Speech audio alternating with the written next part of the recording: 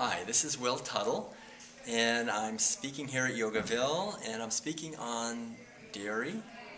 The first question was about the fact that Swami Satchidananda ate dairy, and I would say a couple of things. I highly respect him as a spiritual teacher. As I understand it, he also encouraged people to be as kind and compassionate as they possibly could. And I think as he got older and learned more about the violence inherent in dairy foods, he encouraged people to think about that. And from my own experience and my own research in the dairy industry, which is extensive over the last 30 years, I would say that there's really virtually impossible to get dairy products that do not have a lot of himsa or violence in them, because today cows are confined, their babies are taken, the milk is taken, the babies typically don't get the milk, and then they're impregnated again, and then their milk is taken, and then they're sent off to slaughter at a relatively young age. What about organic?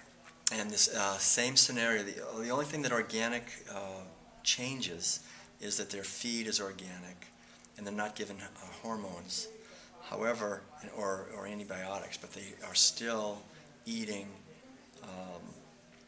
a lot of grain, which is not natural for them, and they're still inseminated against their will on a rape rack with a sperm gun from a male bull who's also milked for his sperm, which is very cruel. I know about that too.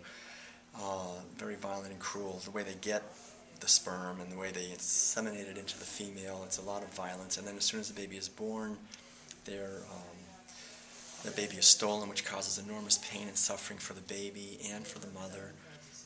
They feed the baby an artificial milk that is made up of soy milk as well as the blood of cows. So they're actually giving the baby's cow's blood. And even on organic dairies, that's standard procedure. And then while she's begins lactating, then she's immediately impregnated again, which breaks down her health very quickly. This is also on organic dairies as well. And they're sent off to slaughter, which is a terrifying process, very violent, very brutal. Typically, very often, they're specifically impregnated and then sent off to slaughter when they're just ready to give birth, so that when they go to the slaughterhouse, they'll kill the mother, and then they'll have a baby inside who's ready to be born, and then they'll kill the baby because the baby is very valuable for rennet to make cheese, because you need to do something to coagulate the cheese, and rennet, which comes from baby calves' third stomach, is the main natural way to make cheese. What about vegetarian rennet?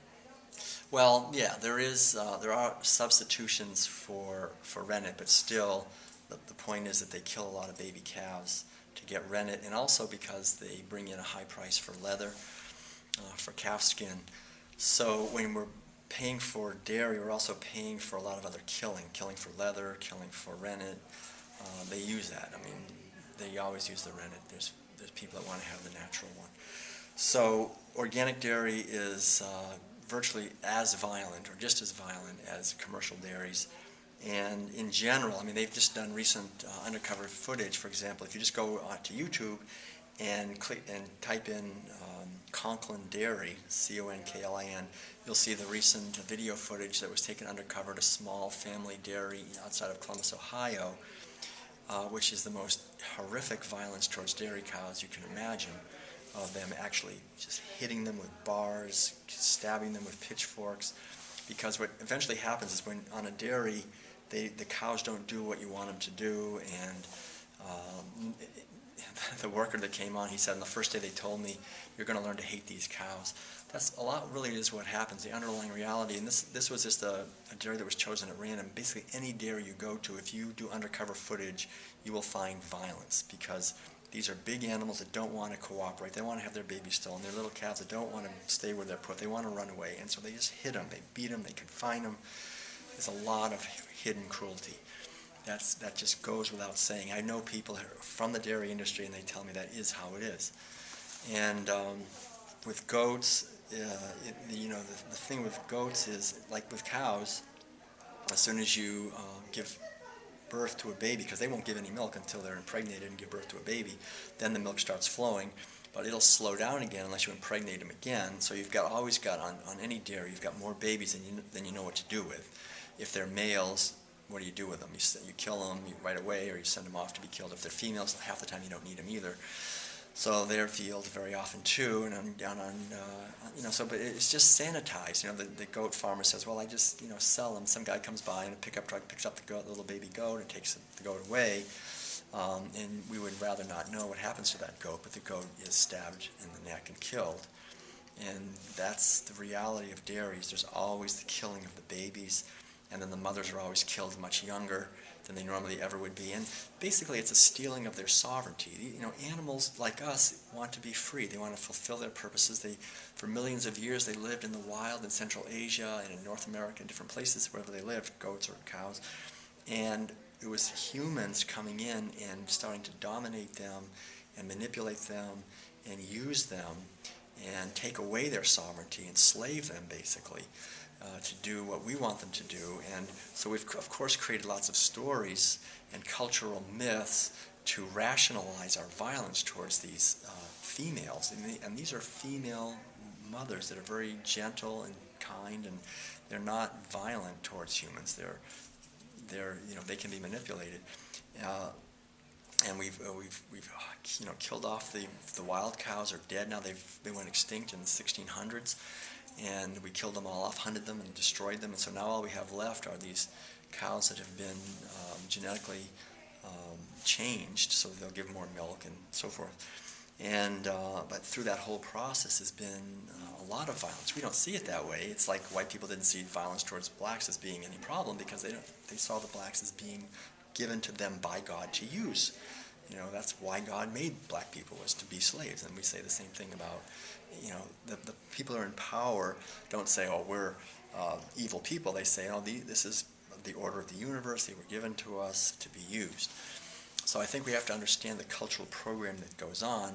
And in India today, or any time really, but in India today, I have a friend that just came back from India. He interviewed small dairy operators in India, and he found that even though there's this patina on the outside that in India they care about the cows and there's this sort of holy relationship, they're part of the family, he found that if you ask any dairy farmer in India or anyone who owns dairy cows as part of their family or whatever, if you ask them the two questions, one question you ask is, so what do you do with the cow when she stops giving so much milk?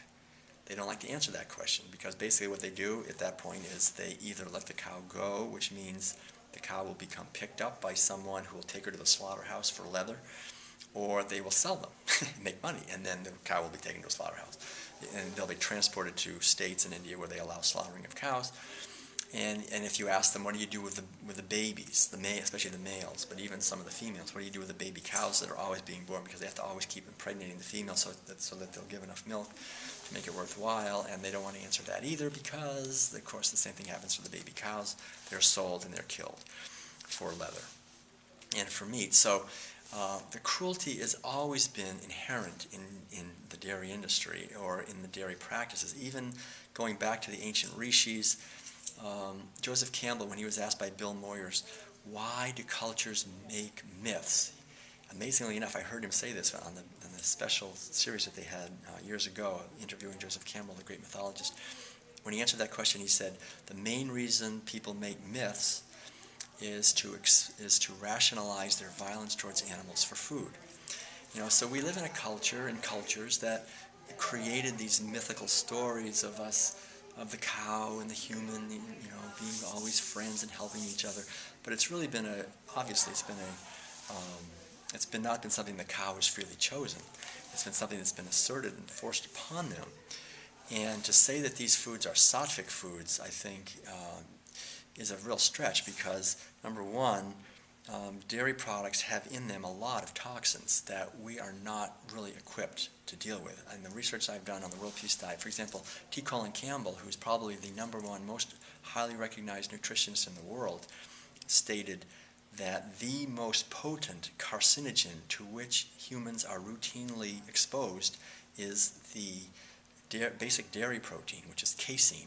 Casein is a protein that we are not well equipped to process. We don't have renin, which is the enzyme that calves have that breaks down this molecule. It's a huge, monstrous molecule, and it's been seen to be the driving force behind most of the childhood sicknesses that kids get. Typically, the earaches and the runny nose and the colds and the zits that come and the tonsillitis, appendicitis. I had appendicitis. All these, it causes chronic inflammation because it causes a lot of autoimmune diseases. It's the driving force behind type 1 diabetes, and a lot of people now say type 2 diabetes. Asthma, allergies of many kinds are all linked to dairy. More and more we're seeing that disease in general is linked to dairy. Why wouldn't it be? We are not designed to eat the milk of another animal. That milk is designed for the needs of that particular animal. A little calf is going to put on like 800 pounds in a year. We only put on a fraction of that. It's a food that is completely applied to a human being, to the needs of a little child or to the needs of an adult. It has within it, actually, in all dairy, there is IGF-1 growth hormone, or growth factor, insulin-like growth factor, which basically is a growth hormone which we should not have in our bodies. For adults, we shouldn't be having a growth hormone going through our blood circulatory system because we're not growing anymore, And IGF-1 growth hormone is identical in cows and humans. It's an amazing thing that they're exactly the same. So as soon as someone takes in dairy products and they get IGF-1 in their hormone, in the growth hormone going through them, it's like throwing gasoline on a fire for cancers. And so that's why dairy is seen as the main driving force behind breast cancer, prostate cancer, and also colon cancer, because the casein makes like a glue substance in the large intestine and causes a lot of problems in the intestines, diverticulitis, and the whole clogging up of the intestinal tract. So to try to, and the calcium in milk is actually not well utilized. Essentially, the high protein content of milk acidifies the tissues and actually causes a net loss of bone tissue. In fact, if you look at the highest rates of consumption of dairy products in the world, you will find the highest rates of osteoporosis and the weakest bones. I mean, it's identical. So these do not build strong bones. They do not build strong teeth. In fact, babies who, if they have cow's milk in a bottle and they fall asleep with that in there, the milk, the bacteria in the milk will completely destroy their teeth. So there's a lot of danger in dairy products. It's probably the leading cause of childhood sicknesses, and according to the research I did in the World Peace Diet, it was estimated between 80 to 90% of childhood illnesses are directly caused by dairy. So it makes a lot of money for the medical establishment and the pharmaceutical establishment, and there's a lot more I'm not even going into. But to somehow say that dairy is a health food for human beings, either cow milk or goat milk or sheep milk, I mean, these are foods designed by nature for the nutritional requirements of other species. We're the only species that doesn't seem to be able to give up the mother's breast. It's almost like we don't want to grow up. We want to keep eating and drinking mother's milk when we're adults. It's like and I think that's true in our culture. In our culture in general, as a culture, we are infantilized. We're taught to think like infants, to just want to be entertained and to not think deeply about life and things, and so be good consumers and not ask questions and don't question authority, to be infants. And the way you get people to be infants is you give them milk, like little babies get. They get milk and they trust their mother, they trust their government, they trust the power structure. They don't ask any questions. If you want to just control people, that's what you do. If you want to have people who will go to war when you want them to go to war, and who are reliably sick because they're bringing in fluids and substances that are toxic to their physiology, then yeah, you want to promote dairy, because those things are absolutely going to make a lot of money and give a lot of power to a wealthy elite that's trying to control everything. And that's been going on for a long time in this country as well as in India. And I think it's time for us to realize that it's time to grow up, to give up eating milk from mothers that are enslaved and brutalized and confined and have their babies stolen, and have their babies killed, and then they get killed early, and they have severe osteoporosis, and they have severe panic and terror and despair. We've known, folk medicine has known, for example, that if a human mother gets angry or upset, that her milk can make the baby sick. Well, if you think what we're doing to these cows, I mean, we're really harming them. They know they're being harmed. They're being confined. They're having their babies stolen. They're given food that's not good. What kind of quality of milk is that? I mean, that could very well be behind a lot of the psychological and spiritual and emotional illnesses that people have. So I think that it's really important for us as a culture to understand that perhaps practices in the past that were given some kind of guarantee of authenticity to help people go along with them are no longer valid, and that the cruelty involved to animals. The other thing is, just a few more things. One is that dairy is one of the main driving forces behind global warming and climate change, and the methane that is released by these animals, by large dairy herds in India and the United States, and now China, other places, is very hard on the environment. The sewage that comes from these animals is vast and is polluting the water. They eat a lot of grain that could be feeding starving people. So it's inherently a very elitist food to eat. While people are starving, we're feeding our grain to our cows. So we bid up the price of grain so we can feed it to our cows because we're relatively rich while people are starving. This is a worldwide system that promotes violence. People have to confine these animals. So we're also, if we're on a spiritual path, we shouldn't be acting in ways that causes others to do violence. But if I take out my money and I pay for dairy products, I'm paying someone somewhere to confine an animal, to hit them, to milk them with milking machines that are electronic, that very often shock and harm and scare the cows. Even on organic dairy? Yes, organic dairies use the same metal electronic devices that shock and cut and hurt them. They still cut off the teats. They still dock their tails. They still cut off their horns. They still castrate the males if they're going to use them for beef afterwards like they normally do. Yeah, there's all kinds of mutilations that are routinely done on organic dairies as well as commercial dairies. It's all done for profit. They don't give the milk to the babies. They take it themselves. They steal it. It's really, the 5 universal principles of spirituality: not to kill, not to steal, not to lie, not to commit sexual misconduct, and not to force drugs. And all these things are done to cows, and all 4 of them are done to. Maybe they don't force drugs on them, but they do all. They kill, they steal, they lie, and they commit sexual violence. I know on organic dairy, for example, they use a rape rack, which is and a sperm gun.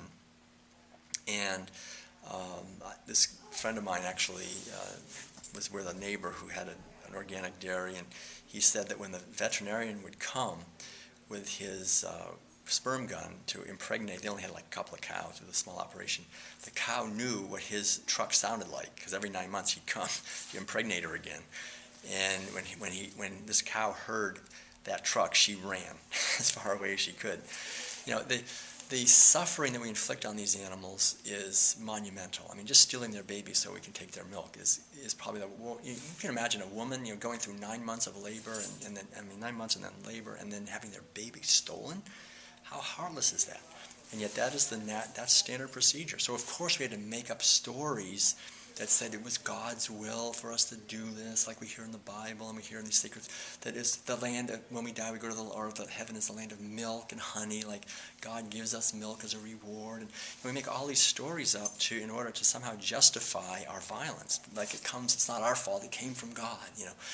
Of course we do that, but we're hopefully maturing now as a civilization, as a culture, as individuals, to see that it no longer helps us and serves us to engage in violent behavior toward other beings. And in fact, it's getting to the point now we have so many people killing so many cows and eating so much dairy that we're awash actually in dairy, and it's causing huge amounts of psychological and physical illnesses, environmental devastation, water pollution. It takes a huge amount of petroleum. It's really an inefficient use of resources, we ate nut milks and soy milk and rice milk, it takes a fraction of the land, a fraction of the energy. It's environmentally, it's way better. It doesn't cause people to stab and kill and terrorize animals. It's much better for workers. It's much better for our health. It doesn't have these proteins like casein and whey that are hard for our bodies to digest, and lactose, of course, is hard for a lot of people to digest. It doesn't have the growth hormone that's really hard on us. I mean, there's so many things. Plus, they all concentrate toxins a lot more because it takes a lot of grain to feed these cows. So even if it's organic grain, there's still toxins in the environment that concentrate, and so milk has a lot of toxins, even if it's organic. And so on every level we can look at, it's not something we should be giving our children, it's not something we should be taking ourselves, and I think the beauty is today we have substitutes. There are things plant-based products that we can use and that are much better for the environment, they're much better for our health, they're much better in terms of cruelty to animals and cruelty to other human beings and starving people. And as people on a spiritual path, I think it's important for us to question violence and violent traditions and create new traditions that reflect the interconnectedness of all life and allow us to protect those who are vulnerable in our hands rather than continuing traditions of domination and oppression, especially of the feminine.